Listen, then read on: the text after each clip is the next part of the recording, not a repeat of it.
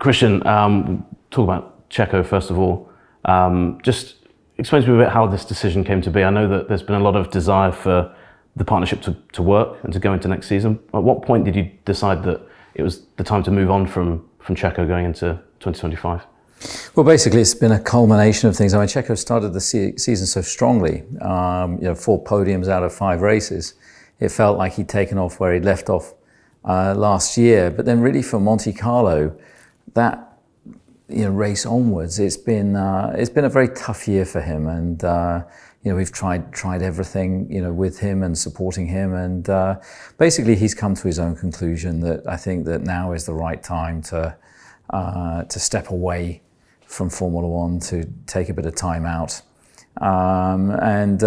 He's been a massively popular member of our team, but he's decided that now is the right time for him to step away from being a Formula One driver. On a personal level, with all of that, how difficult has it been to, I know that there's, you've wanted it to happen, but ultimately you've had to make that call as a team. It must have been really tough to actually get to that. Well, of course it's tough. I mean, Checo's been a very popular member of our team. He's won 5 Grand Prix. He finished second in last year's Drivers' World Championship.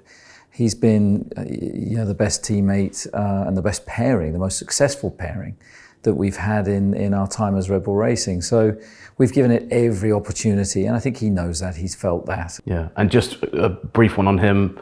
I know the future's very uncertain, but do you think has he still got what it takes to come back in some capacity, whether it's with Red Bull or beyond that, long into the future? I think the thing for Checo is to take a bit of time out, spend it with his family. He's been on the treadmill for a long time now, and work out whether he wants to keep going in Formula One, or maybe look at other categories, maybe sports cars or something along those lines. But I think the foremost and utmost, he needs to take some time out and see how much he misses driving a Grand Prix car, and then only he can decide what he wants for the future.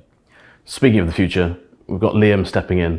11 races under his belt, a remarkable promotion. You spent the day with him today. Just first of all, how special is that to be able to spend time with young drivers and give them that opportunity? Because for a lot of them, it's the culmination of a long, long dream to get the Red Bull Racing seat. Well, I think it's something that Red Bull has always taken pride in, is investing in young drivers, giving them the opportunity, grooming them through the Racing Bulls team. And Liam got his opportunity, and I think he's demonstrated to us in a limited space of time that he's got the right skill set, the right mindset to be able to cope stepping into a Red Bull Racing seat alongside Max Verstappen for 2025. So it was a tough decision in the end. I mean, Yuki as well, a very talented driver who's done a good job testing for us only recently. But in the end, when we looked at all the factors involved, we felt that Liam was the preferable candidate to put alongside Max in the 2025 season. Just a quick one on that. A lot of fans wonder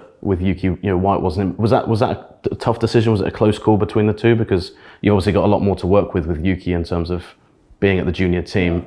What was the deciding factor there? It's very, very tight between the two of them. I mean, Yuki is a very fast driver. He's got 3 or 4 seasons of experience now. He did a very good job in the tyre test for us in Abu Dhabi, where the engineers were impressed with how he performed. But we just felt with Liam, when you look at and go into the analytics of his race pace, was slightly better in the races that he did.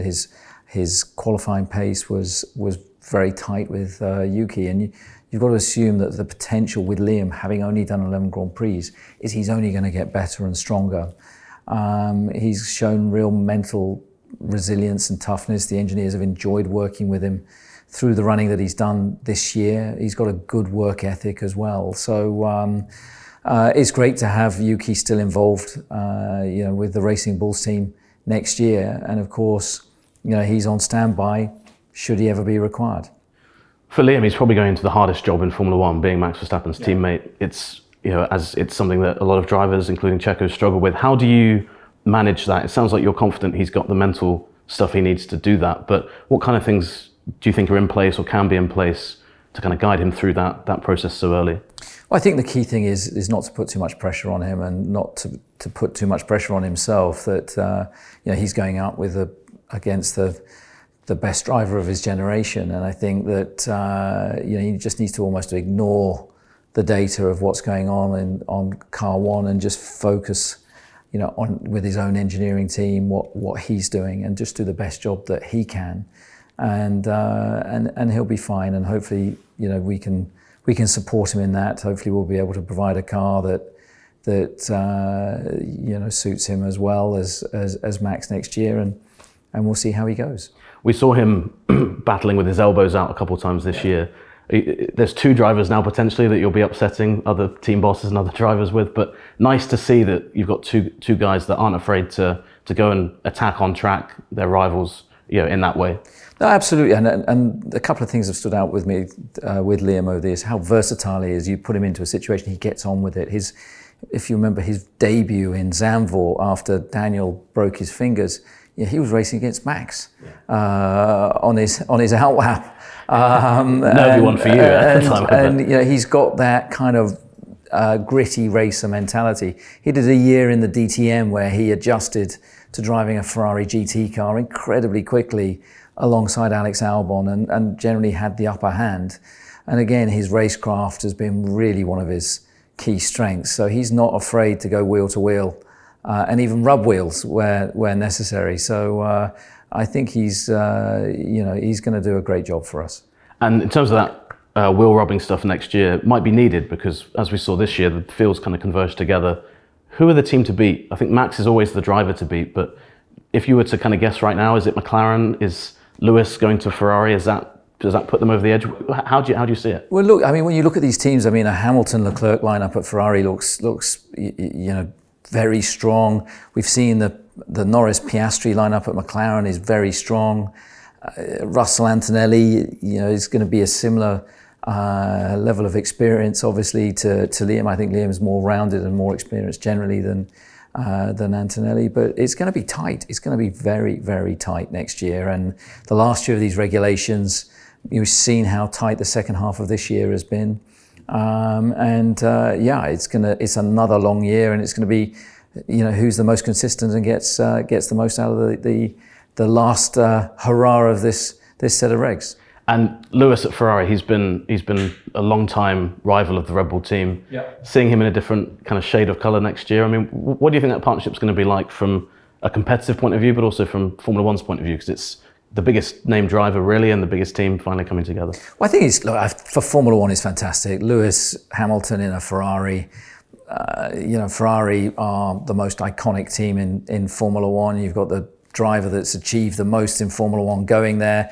Has he still got it in him? Can he still deliver? Going up against Charles Leclerc, he's one of the fastest guys on the grid. So that's going to be fascinating to see how that plays out. But I think Formula One is going to be the winner out of that. And as we saw in the last race in Abu Dhabi, Lewis is still got a bit in the tank left to go. So he's going to feel he's got something to prove in a very different environment. So it'll be funny not to see him with a three-pointed star on his overalls and a prancing horse instead. Going into, I suppose, the next couple of years, we've been talking a lot about Andretti and the General Motors deal. We now know there's an agreement in principle for that in 26. What changed so quickly for that to come about? Because at one point it seemed that the teams were kind of against that happening so quickly. It's now changed. It's a great move for Formula One, but what was in the process there that I think the fundamental difference is it went from being a privateer entry to an OEM, one of the biggest OEMs in the world. So to refuse an entry to General Motors, I think would be somewhat short-sighted. So for us, it's exciting. A Ford versus GM potential battle. In years to come, it could be iconic. So we'll welcome them to the grid and look forward to seeing them in 2026, albeit with a Ferrari engine in the back of their car. Weird link up there. Do you think? And just finally, do you think a team coming in like that can be? I'm not saying competitive to win off the bat, but can be competitive enough to look like they're part of the grid in a competitive fashion. Well, look, they've got a mountain to climb from a standing start. So.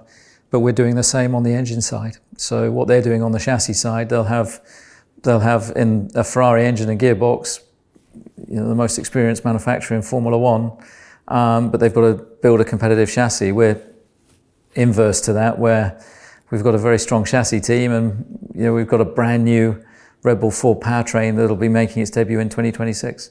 Awesome. Christian, thanks very much. Thank you. Thanks so much for watching ESPN on YouTube. And for more sports highlights and analysis, be sure to download the ESPN app. And for premium content and live streaming, subscribe to ESPN Plus.